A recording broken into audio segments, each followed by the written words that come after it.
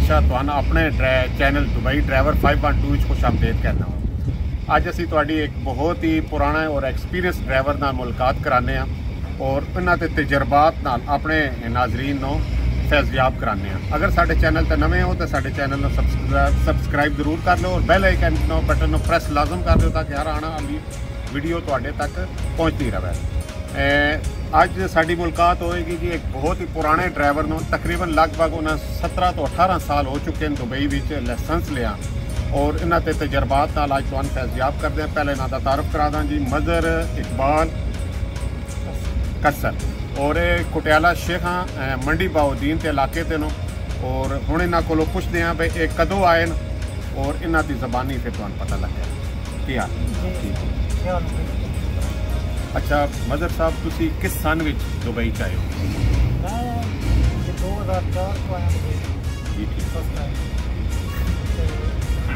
उस time construction को आया, तकरीबन 6-7 महीने का मकाम किया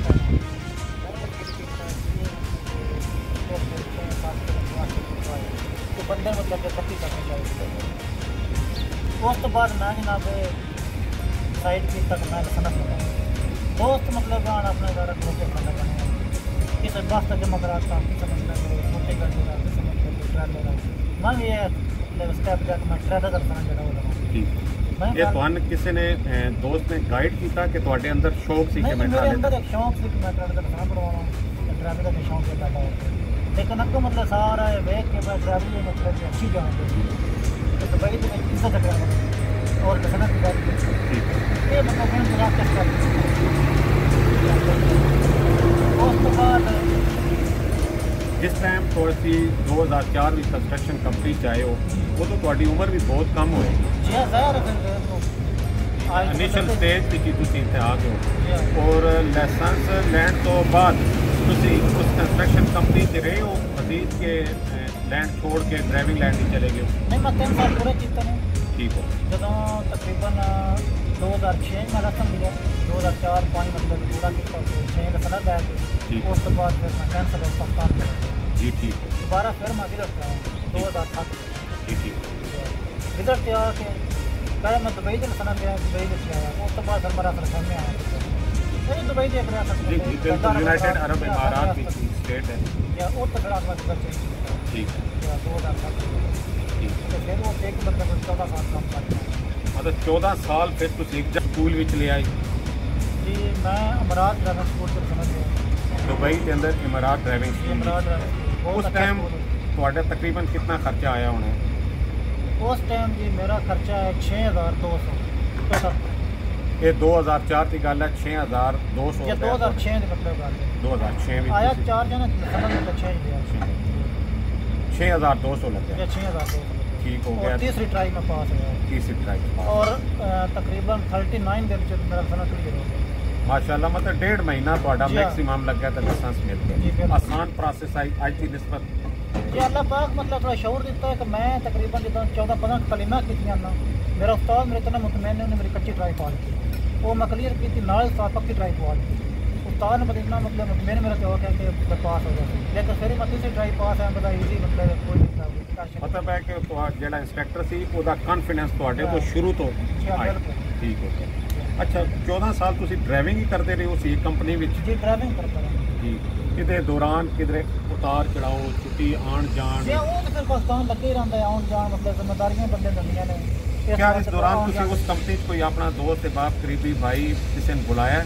जी मैं बुलाया मेरे 2 भाई ने मैं तो छोटे अल्हम्दुलिल्लाह उन्होंने वीज़ा लाए उससे मतलब कफील को उन्हें बड़ी मेरे नाल कोऑपरेट किया वीज़ा लाया तो लसना बनवाए ने अब माशाअल्लाह वो अपने पैरों तक खड़ोते हुए एक ने अपनी गड्डी बनाई वो चलाता है एक छोटा भाई ना ड्राइविंग कर रहा हूँ माशाअल्लाह माशाअल्लाह। अच्छा ये फिर कदों तुसी ये डिसाइड किया कि हुण 14 साल तो बाद जुदाई पाई जाए उस अरबाब नाल और के तुहाडे ज़हन विच सी कि क्यों पाई जुदाई पा के तक मैं के करना है? हो ज़ाहिर है इतना अच्छा अरबाब तुसी इतना अर्सा रहे हो कोई वजूहत होएगी? जी अलहमदुलिल्लाह है गल तो ये भी ठीक है जो मैं मतलब आखे ना कि मैं हूँ जा रहा यकीन करे कि मतलब जो साडा अरबाब वो खंजा थ्रू आ गया एक मतलब उस भरावां साथ रखे हैं इसने समझा कि मेरे ड्राइवर ने तो बाकी मेरे मतलब भाई भी एक कज़न मेरा वो तकरीबन से आपने प्रोग्राम बनाया कि अपना मतलब बिजनेस करिए, अपना कारोबार करिए।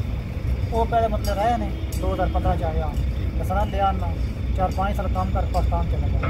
वो तो अलहमदुलिल्लाह अपना मतलब ना काम किया, गड्डियां ड्राइवर सारा काम करते हैं, टैक्सी सारा कुछ। वो फिर असं मतलब प्रोग्राम बनाया कि इतना किया जाए। ठीक वो मतलब मैं उन्होंने ना फिर प्रोग्राम साਡਾ बन गया उनके नाल।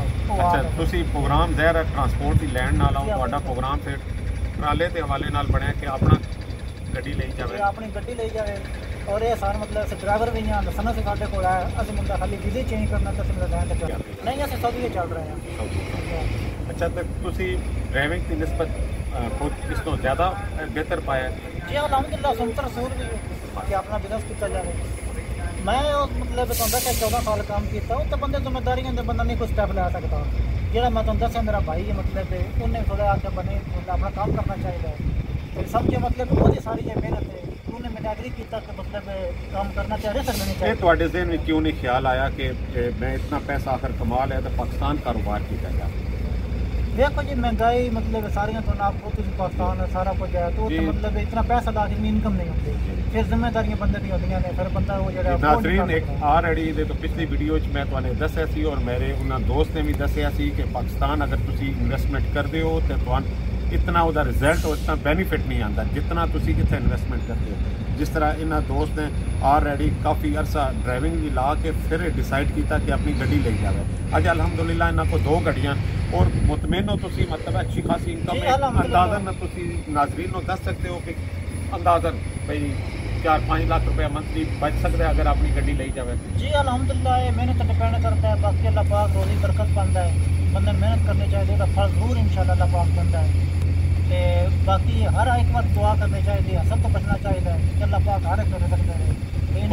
तकरीबन 17 साल हो चुके हैं, 17 साल में तुसी दुबई के जो मुल्क पाया? जी मैं यकीन करें दुबई मतलब मैंने इतना पसंद आ गया ना, इतना पसंद है, मैं बहुत ज़्यादा दुबई लाइक करता है। कानून ना फॉलो करो तो कोई दुनिया टेंशन नहीं किसी किस्म की।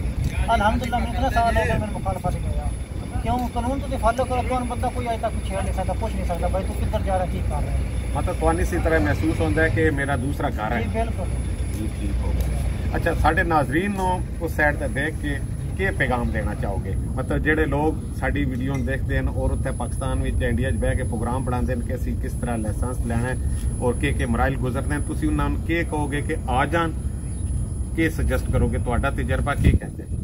जी बिल्कुल आना चाहिए, बंदे का शौक भी होंगे कि मैं बाहर जावा मतलब आउट कंट्री जाकर मैं बिजनेस करा काम करा, आना चाहिए। वेखो मतलब कोई भी काम जो ईजी नहीं होंदा, वो वास्ते मुश्किलात होंदियां ने, मुश्किलात पिछे आसानियां पैदा होंदियां ने।